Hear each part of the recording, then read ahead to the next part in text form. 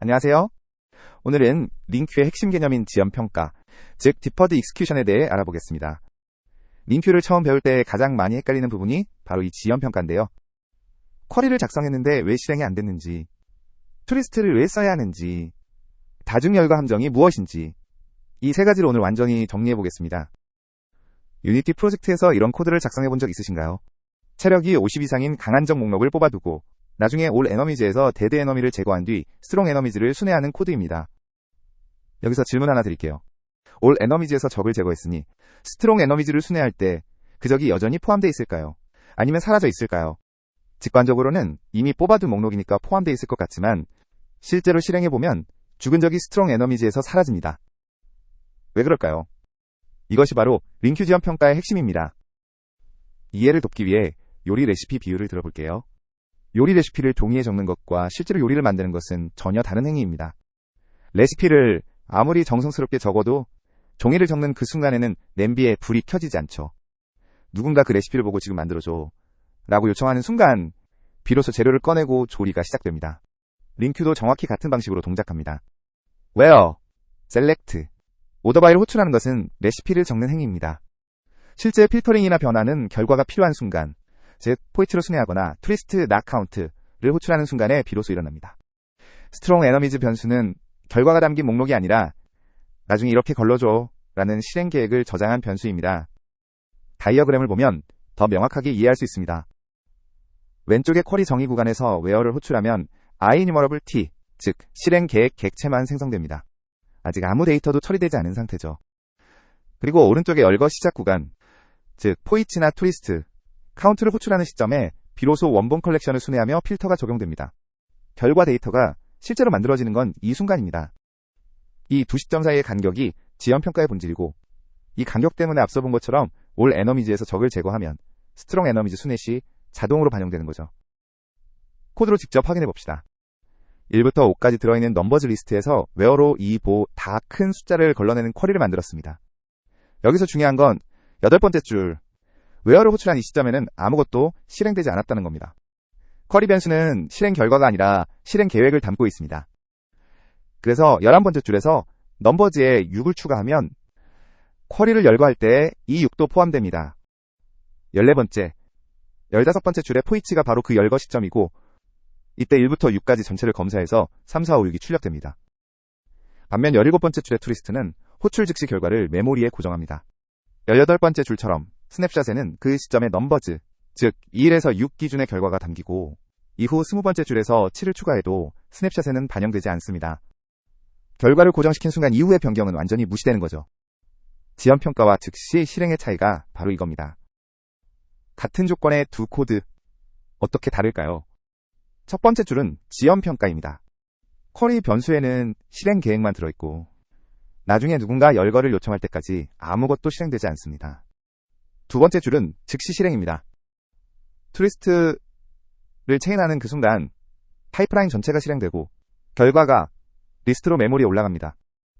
이 작은 차이가 성능과 동작에 큰 영향을 미칩니다. IL 코드를 통해 이 차이가 실제로 어떻게 구현되는지 살펴볼게요.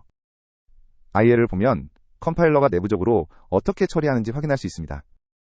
먼저 첫 번째, 두 번째 줄을 보면 변수를 캡처하지 않는 람다, 즉 n, 이 같은 람다는 컴파일러가 스태틱 필드에 한 번만 인스턴스를 생성하고 재사용한다는 걸 알 수 있습니다.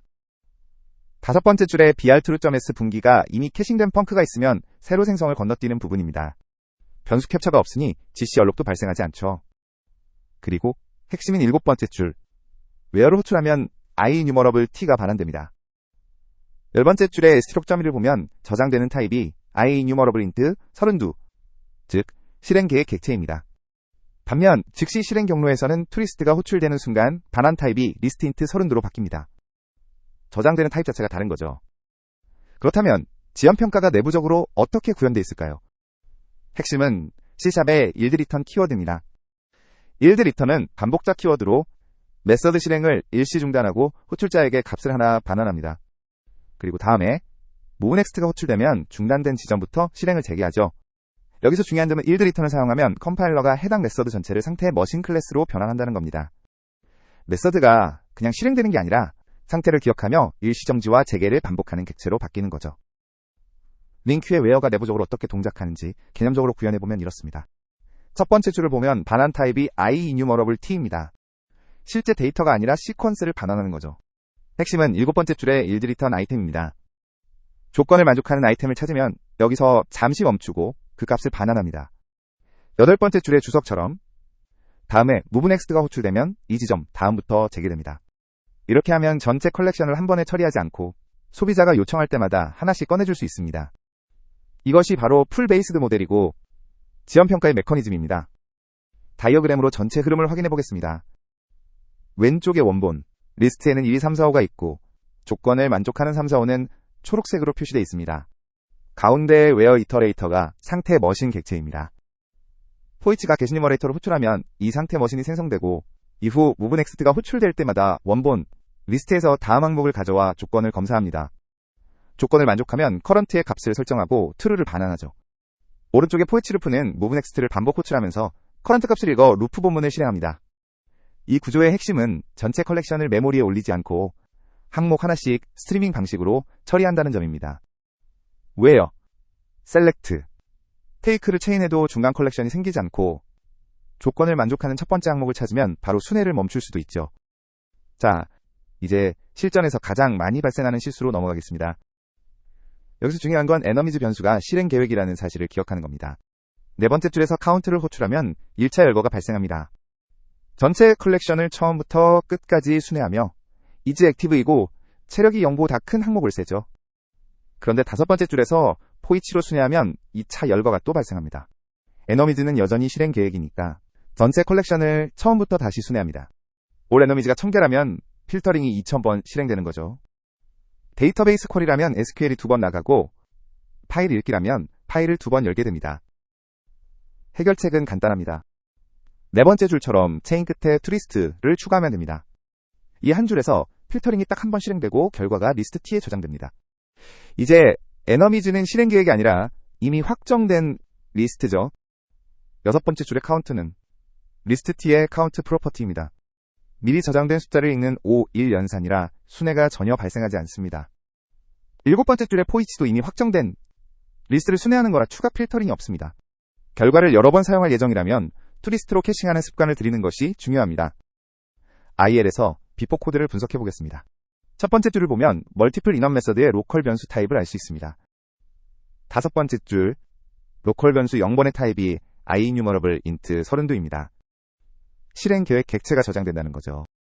아홉 번째 줄에서 where가 IEnumerable t를 반환하고 13번째 줄에서 count가 그 IEnumerable을 열거합니다. 첫 번째 순회가 발생하는 부분이죠. 세 번째 줄에서 게시뉴머레이터를 통해 두 번째 순회가 시작됩니다. 콜버트, 즉 가상 메서드 호출을 통해 인터페이스를 거치므로 매번 간접 참조 비용이 발생합니다. 애프터 코드와 비교해보면 차이가 극명합니다. 11번째 줄을 보면 애프터에서 로컬 변수 0번의 타입이 리스트 인트 32로 바뀌었습니다. 13번째 줄의 열거자도 밸류 타입, 즉 값 타입으로 바뀌었죠. 이건 스트럭트 열거자가 스택에 올라간다는 뜻으로 힙 할당이 없습니다. 그리고 17번째 줄에서 트리스트가 호출되는 그 한순간에 파이프라인이 완전히 실행되고 이후 카운트와 포이치는 이미 확정된 리스트를 사용합니다. 비포는 IEnumerable을 2번 열거하고 콜버트를 사용했지만 애프터는 한 번만 실행하고 값 타입 열거자로 힙 할당도 없앴습니다. 이 두 가지 차이가 성능에 큰 영향을 줍니다. 투리스트가 필요한 경우가 다중 열거 외에도 두 가지가 더 있습니다. 첫 번째는 원본 컬렉션이 변경될 수 있는 상황입니다. 지연평가 쿼리는 원본을 라이브로 바라보기 때문에 원본이 바뀌면 결과도 달라집니다. 이를 막으려면 이 시점의 결과를 고정하는 스냅샷이 필요하고 그것이 투리스트의 역할입니다. 첫 번째 줄에서 투리스트로 현재 활성화된 적 목록을 스냅샷으로 저장합니다. 그러면 세 번째 줄에서 설명하듯 이후 올 에너미즈가 어떻게 바뀌어도 스냅샷은 영향받지 않습니다. 네 번째 줄처럼 올 에너미즈.clear를 호출해 원본을 완전히 비워도 여섯 번째 줄의 포이치는 스냅샷에 저장된 리스트를 순회하기 때문에 정상적으로 동작합니다. 적을 순회하면서 동시에 제거하거나 비동기 작업 중에 컬렉션이 변경될 수 있는 상황에서 특히 중요한 패턴입니다. 두 번째 상황은 메서드의 반환값으로 IEnumerable t를 그대로 넘길 때입니다. 첫 번째 줄의 위험한 패턴을 보면 네 번째 줄에서 where의 실행 계획을 그대로 반환합니다. 이 메서드를 호출하는 쪽에서는 반환값이 지연평가인지 모르고 여러 번 열거할 수 있고, 그럴 때마다 필터링이 다시 실행됩니다. 7번째 줄의 안전한 패턴에서는 반환 타입을 iRead only list enemy로 바꾸고 toList로 결과를 확정해서 반환합니다. 반환 타입 자체가 이미 실행된 결과임을 명시하는 거죠. 호출자는 여러 번 순회해도 성능 문제가 없고 의도도 명확하게 전달됩니다. 유니티에서 이 패턴을 실제로 적용한 예시입니다.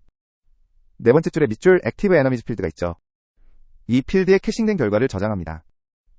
10번째, 11번째, 12번째 줄처럼 어웨이크에서 링큐로 필터링한 결과를 toList로 캐싱합니다.